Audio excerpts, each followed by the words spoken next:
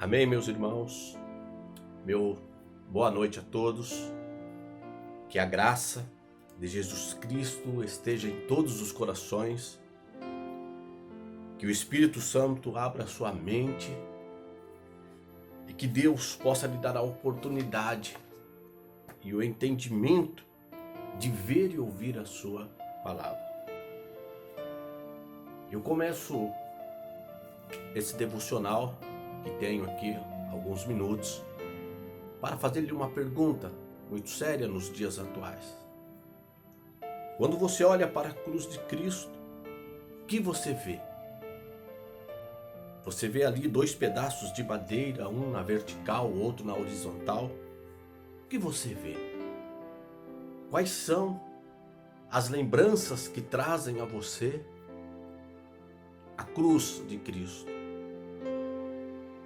Quais são o que traz na sua mente a memória de você ao olhar para a cruz? E eu quero dizer uma coisa para você, que quando nós olhamos para a cruz de Cristo, nos vem à mente todo o sofrimento a qual Jesus ali passou, suas dores, suas angústias, seu sangue sendo derramado, sua vida se desvaindo ali do seu corpo.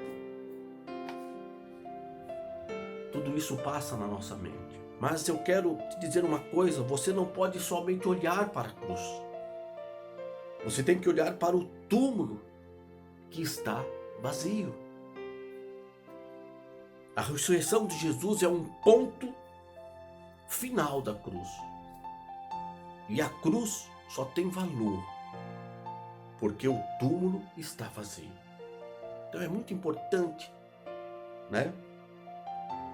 você olhar para a cruz, não ficar mais triste como pessoas que chegam na sexta-feira da paixão, fica triste com a cruz, quando olha para a cruz, e no domingo se alegra, mas não precisa mais, ele já ressuscitou.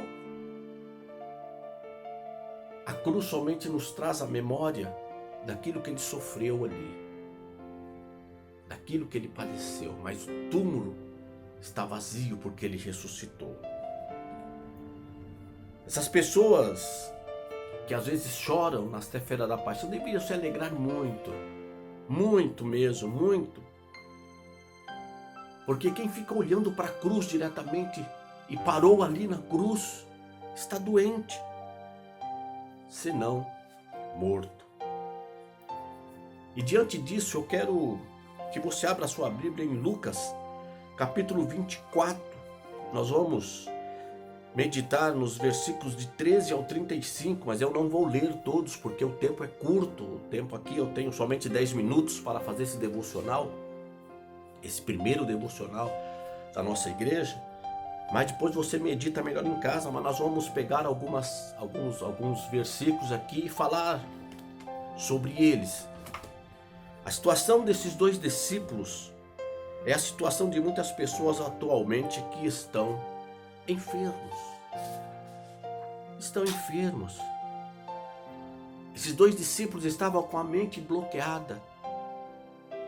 Esses discípulos não entenderam a mensagem que a cruz transmitiu para eles, que Jesus falava: olha, eu vou morrer, mas ao terceiro dia eu vou ressuscitar.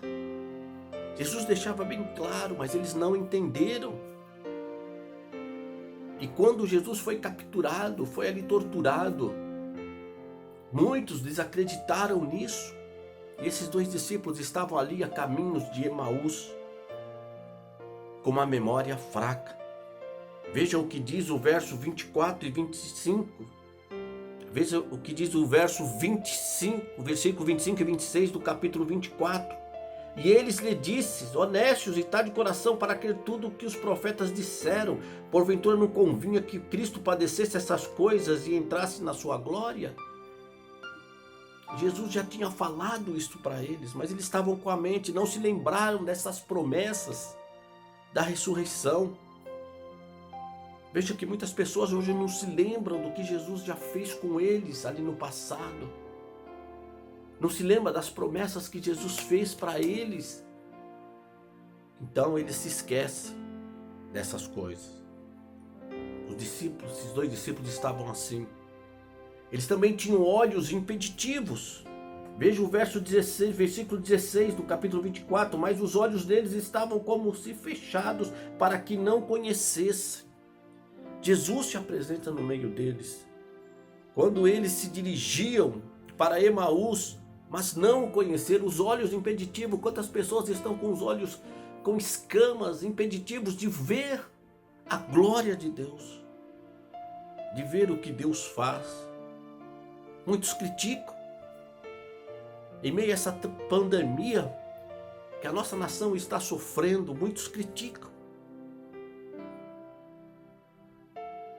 Eu podia dar um exemplo para você que as pessoas não veem o que Deus faz. Dando um exemplo do nosso presidente, Jair Bolsonaro. Um homem que chegou ao palácio sem gastar nenhum dinheiro. Um homem que chegou ao palácio sem ter grandes movimentos como muitos fazem, gastam milhões. Mas chegou lá por quê? Porque foi Deus que colocou ele lá. Tinha que ser assim. Porque se ele tivesse gastado milhões, eles iam dizer que ele entrou lá porque ele gastou milhões. Mas não, ele não gastou nada, ele só usava as mídias para fazer as suas propagandas.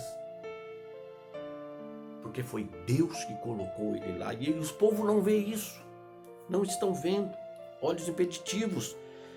Esses discípulos também que estavam a caminho de Emaús estavam com o raciocínio acorrentado ao passado. Veja o verso 14 que diz assim: e iam falando entre si de tudo aquilo que havia sucedido. Vá até o 24. Vá até o 24 lendo, que você vai ver que eles estavam acorrentados ao passado. Eles só sabiam conversar sobre as tragédias. Mas você viu o que aconteceu? Crucificaram, bateram nele, crucificaram naquele final de semana.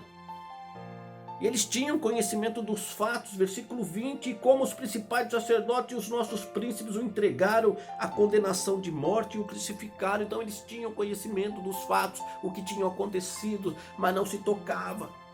Estavam falando com o mestre ali, mas não se tocaram que era o mestre. Não levaram em conta as coisas que Jesus já tinha falado. Mentes bloqueadas, acorrentadas ao passado.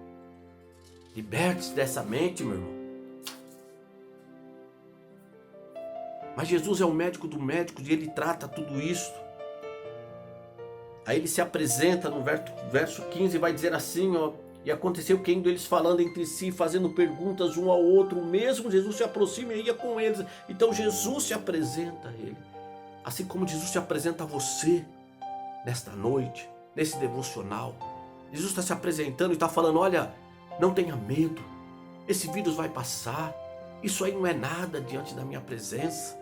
Olha lá, recorde-se do que eu fiz lá com o povo do Egito, com os hebreus, como eu os libertei. Nada aconteceu a eles, nada vai acontecer a você também. Tenha essa mente aberta. Jesus está se apresentando, ele quer tratar as suas feridas. Ele quer entrar na sua casa, lá no versículo 29, e eles constrangeram, dizendo: fica conosco, porque já é tarde, já declinou o dia. E entrou para ficar com eles. Jesus quer entrar na sua casa, convide-o para que ele entre na sua casa. E Jesus então ali, quando entrou na casa, ele começa a dar uma bronca neles, um puxão de orelhas, para desbloquear as suas mentes. Veja o versículo 25. E eles lhes disse: honestos e tardos de coração, para crer tudo os que os profetas disseram. Porventura não convinha que o Cristo padecesse essas coisas e entrasse na sua glória? Jesus quer você perto dele. Esses momentos de isolamento e um puxão de orelha para que você veja que ele é Deus, que ele existe, que ele vivo está e um dia voltará, aleluia. Depois você pode ler lá em Hebreus, capítulo 12, verso do 4 ao 13, para você meditar nesse puxão de orelha de Cristo. Deus às vezes tem que puxar a sua orelha para que você impeça, para que você comece a enxergar, para que você comece a ver. E no versículo 27, Jesus então começa a fazer um sermão maravilhoso. Eu creio que foi um dos melhores sermões que Jesus já fez. Ele começa falando de Moisés, ele começa lá, Jesus falando de Jesus, a palavra viva explicando a palavra escrita. Jesus começa a pregar para ele mesmo, começa a pregar dele. Não para se engrandecer, para se glorificar, não, mas para que eles entendessem, para que as mentes fossem abertas. E quando está à mesa com eles, Jesus faz um gesto, que é o gesto da ceia, versículo de número 30. E aconteceu que estando com eles à mesa, tomando o pão, o abençoou e partiu e lhe deu. Então, se isso não caiu à mente deles, meu irmão, se isso não caiu às escamas dos olhos, não abriu a mente, eu não digo nada para você.